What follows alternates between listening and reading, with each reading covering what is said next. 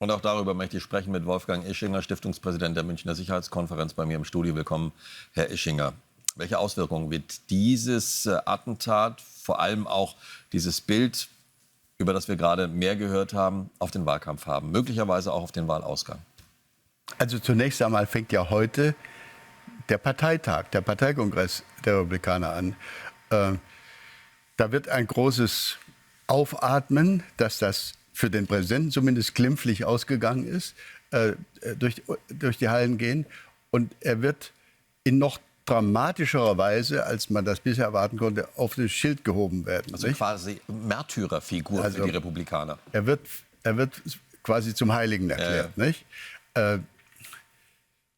Ich bin sehr gespannt. Ich bin wirklich sehr gespannt. Ich will auch das ganz ohne Vorurteil sagen, bin wirklich sehr gespannt, ob tatsächlich Donald Trump fähig ist, eine versöhnende Rede zu halten. Das wird ja jetzt kolportiert. Er habe seine Rede umschreiben lassen oder umgeschrieben und wolle eher einigen und zusammenführen. Nun muss man allerdings wissen, sein ganzes Denken und Trachten war bisher genau auf das Gegenteil gerichtet. Ja, er war der Oberpolarisierer. Er hat den 6. Januar einen Gewaltausbruch ohnegleichen am Kapitol ja im Grunde mit provoziert. Das war zumindest der Vorwurf. Also ich bin sehr gespannt. Für den Wahlkampf, würde ich mal sagen, ist das der denkbar schlechteste Vorgang für die Demokraten. Weil selbst dann, wenn man ein Gegner von Donald Trump ist, und etwa die Hälfte der Amerikaner sind vermutlich nicht seine Unterstützer, selbst dann nötigt dieser Vorgang, diese gestreckte Faust, dieser dadurch gezeigte Mut, ja, männliche Mut, das nötigt wahrscheinlich ganz, ganz vielen Leuten doch Respekt ab. Und vielleicht sogar eine gewisse Empathie. Also es wirkt sich vermutlich, wenn überhaupt, nur positiv für Trump und seine Kampagne aus. Ischinger, Sie haben es schon angesprochen, also die Demokraten brauchen jetzt einen Plan. Joe Biden ist es spätestens ab jetzt ja wohl nicht mehr. Wie könnte der Ihrer Meinung nach aussehen? Haben die überhaupt was in der Hinterhand, um dem jetzt noch begegnen zu können? Joe Biden muss nach den Regeln der Partei, nach den Regeln der Wahlkampffinanzierung, er muss im Prinzip selbst das Handtuch werfen.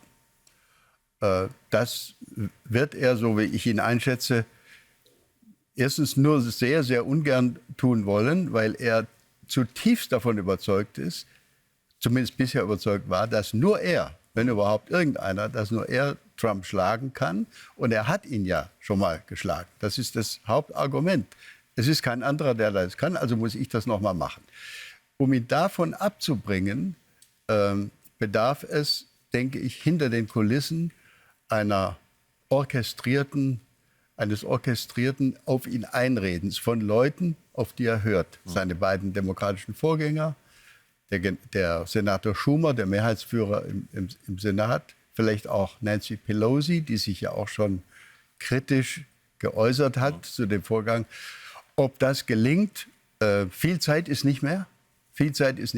Und die größte Herausforderung steht dann den Demokraten überhaupt erst bevor. Denn sie müssten dann, das ist eine Partei, bei uns gibt es auch solche Parteien, die haben rechten Flügel, linken Flügel, gemäßigte Mitte, die dann hinter einem Alternativkandidaten, hinter einem Ersatzkandidaten, ganz egal, ob das Kamala Harris ist oder einer der Gouverneure, über die jetzt diskutiert wird, zu vereinen, ganz schwierig. Also denen stehen ganz dramatische Wochen bevor. Also wir können jetzt noch natürlich über Kandidaten, Kandidatinnen sprechen.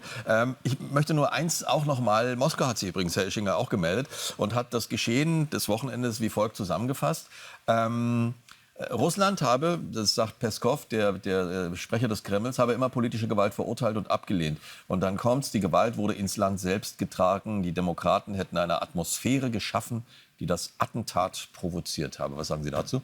Also an dem Statement ist nur wirklich alles falsch und gelogen. Aber was anderes hätte ich jetzt von Peskov auch nicht erwartet. Erstens ist es natürlich schon fast peinlich, dass der Sprecher des Kreml behauptet, dass Russland für Gewaltfreiheit ist. Ich meine, die wenden nun seit 2,5 Jahren dramatische Gewalt. Sie sehen das natürlich anders, die Russen. Das ist immer eine Frage der Deutungsweite. Ja. So, und zweitens, jetzt sozusagen das Ganze den Demokraten in die Schuhe schieben zu wollen, das ist nun wirklich billigste Art der Intervention. Da würde ich wirklich als Lateiner sagen, si tacuisses, also wenn du geschwiegen hättest, hättest du dir selber einen Gefallen getan. Man soll sich nicht, schon gar nicht, wenn man eine so konfrontative Relationship hat, soll man sich nicht in dieser Weise einmischen. Das ist einfach falsch. Es ist wahrscheinlich faktisch eher richtig, dass Donald Trump mit seinen provozierenden Statements, denken Sie an den 6. Januar, den grauenhaften Vorgang um das Kapitol, bei dem sein eigener Vizepräsident auf das Schwerste bedroht wurde, um sein Leben fürchten musste. Also möglicherweise wäre er der Vorwurf berechtigt, dass Donald Trump durch seine eigenen Einlassungen der Gewalt den Weg geebnet hat. Ich würde persönlich gar nicht so weit gehen. Ich würde hoffen, dass er eine friedfertige Rede hält. Ich würde hoffen, dass die Demokraten imstande sind, Joe Biden hat das ja auch schon versucht, darauf einzugehen und dass das Ganze nicht noch zu mehr Polarisierung, zu mehr Gewalt und zu mehr Konfrontation führt, als es bisher schon der Fall ist. Wir werden das auf jeden Fall weiter verfolgen. Wolfgang Ischinger, danke für das Gespräch. Danke Ihnen.